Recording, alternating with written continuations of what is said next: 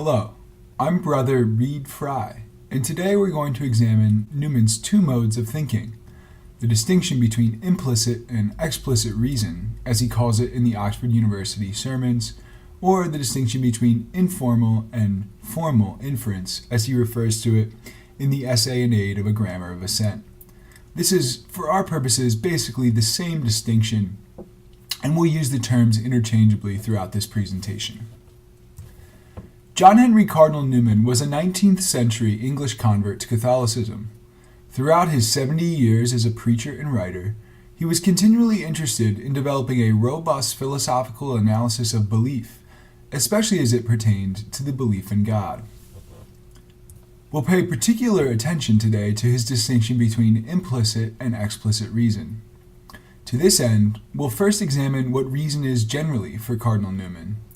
We'll then look at specifically implicit reason, followed by looking specifically at explicit reason, and the two will become more clear in light of each other. We'll then examine the relevance of this distinction to contemporary epistemological discussions and to the philosophy of religion. For Newman, reason in general was the process of gaining knowledge from former knowledge without additional sense data. Newman, like Aristotle, takes a realist perspective on the reliability of the senses. Even though they sometimes deceive us, the senses are generally to be trusted.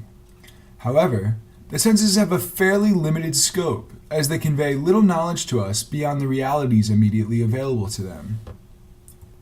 To quote Newman directly on this point, he says, "We must be near things to touch them. We must be interrupted by no simultaneous sounds to hear them. We must have light to see them. We can neither see, hear, nor touch things, past or future." But for Newman, we can overcome this deficiency by the use of our reason. Our reason allows us to ascertain knowledge of things external to us that lie beyond the range of the senses. We go far beyond immediate sensible realities and stretch our minds far and wide. Thus, for Newman, one fact may suffice for a whole theory, one principle create and sustain a system, or one minute token serving as a clue to a large discovery. So much for reason, generally speaking. Let's now look at implicit reason specifically. Newman tries to examine more precisely the nature of the reasoning process. Newman, always interested in producing a penetrating analysis of the human condition, wants to examine how the mind actually goes about reasoning, and he observes a very important distinction between implicit and explicit reason. Let's look at the implicit reasoning process first. For Newman, the natural way our minds take sensory data and move to broad knowledge of concepts is implicit reason. Our minds move from point to point by recalling facts, associating them with known laws, committing ourselves to popular impressions or using an obscure memory, availing ourselves of an association, and combining all these movements to form new knowledge. It's a relatively unstructured process.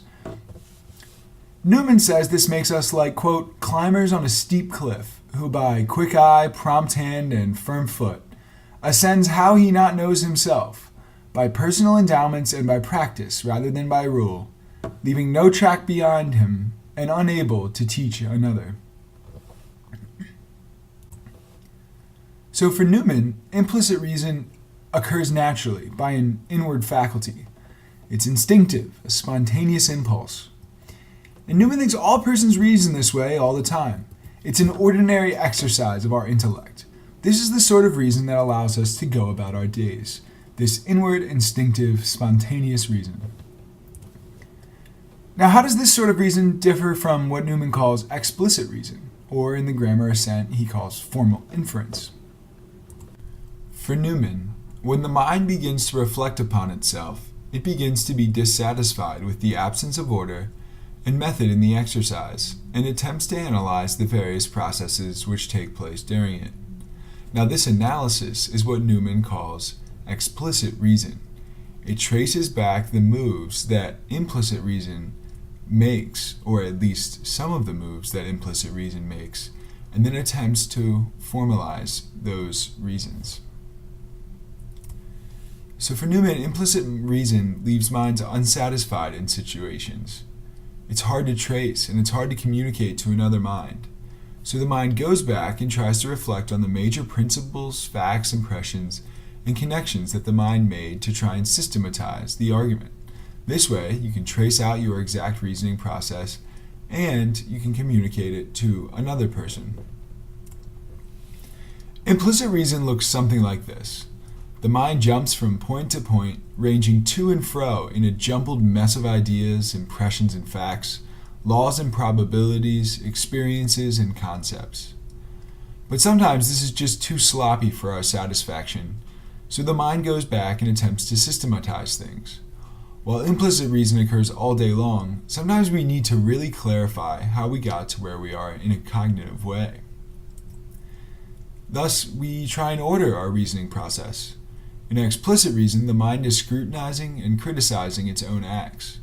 Thus, explicit reason is reflexive and comes only after implicit reason has already taken place. So for Newman, we have the initial process of reasoning, followed by the investigation into our reasoning. These are two distinct processes. Ordinarily, the initial process of reasoning, which is natural and rapid, frequent, instinctive, spontaneous, comes first. The mind then, in some situations, looks back on itself and uses explicit reason to trace out an argument. So we see implicit reason comes first, followed by explicit reason in some situations. To illustrate the process of implicit and explicit reason, take the following example. John, a logician, is driving through the city and arrives at some particular intersection. The stoplight is red, so John waits accordingly. The light turns green, and John, almost immediately, moves his foot from the brake to the accelerator and proceeds through the intersection. John reacted to the light changing and acted intuitively. He created no systematic argument, ending with, "Therefore, I ought to proceed through the intersection." He acted instead on implicit reason. This is somewhat analogous to what contemporary cognitive scientists call automaticity. Now, John could have reasoned explicitly. He could have created an argument like this, reflecting on the reasoning process that had already occurred in his mind. But such a process is not normally required for this sort of situation. The implicit reasoning process is ordinarily sufficient. However, there might be situations in which this process is necessary, if perhaps John got into an accident, or perhaps to acquiesce a backseat driver. So explicit reason yields itself to particular usefulness in some realms of our thought life, science, mathematics, and argument especially. However, no explicit reasoning analysis is truly subtle and delicate enough to represent truly the conditions under which we come to believe. Additionally, there's another problem. Not all persons use explicit reason equally well, or sometimes hardly at all.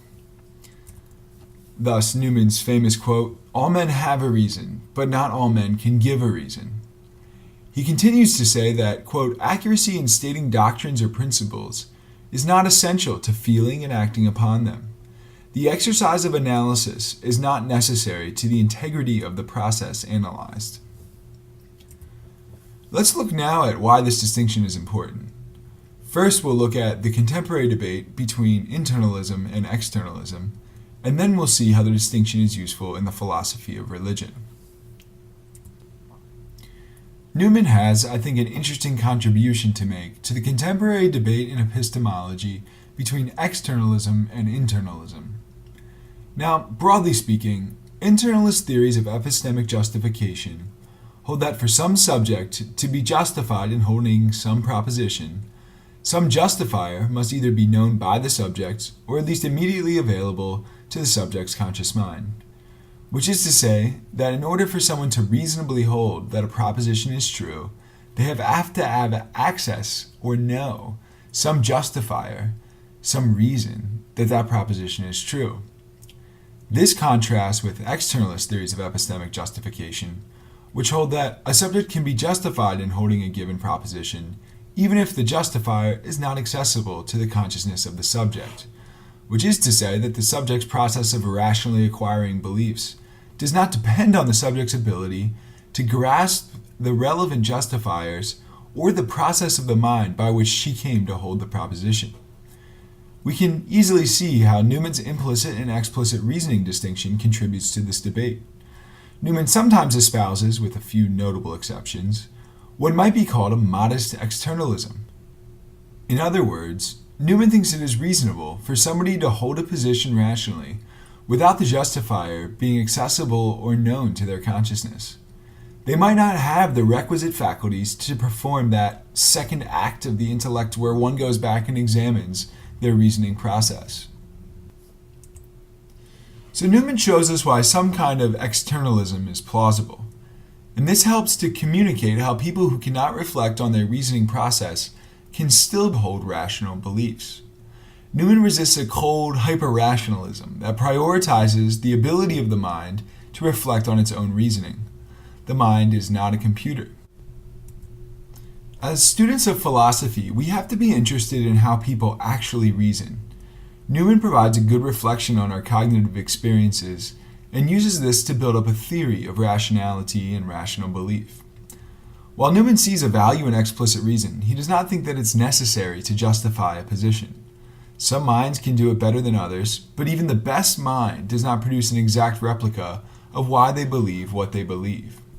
Thus, Newman is interested in justifying the beliefs of a young factory worker, one of his favorite examples. Their belief in some proposition as being true, such as God exists, is just as reasonable as a trained philosopher or theologian. One can believe in God and not be forced to give a clear, explicit account of why God exists. They have reasons, as it were, but they might not be able to give those reasons in a clear and cogent way. Newman's interested in drawing our attention to the way people actually, truly, deeply come to believe in God. Newman says, "I am far from denying the real force of the arguments in proof of a God, drawn from the general facts of human society in the course of history. But these do not warm me or enlighten me. They do not take away the winter of my desolation, or make the buds unfold and the leaves grow within me, and my moral being rejoice." So Newman sees the value in explicit reason in these sorts of proofs, but he doesn't see that it's necessary to justify a position. And moreover, these sorts of arguments don't create the deep belief, the true conviction that implicit reasoning does. Newman broadens the understanding of rationally held beliefs.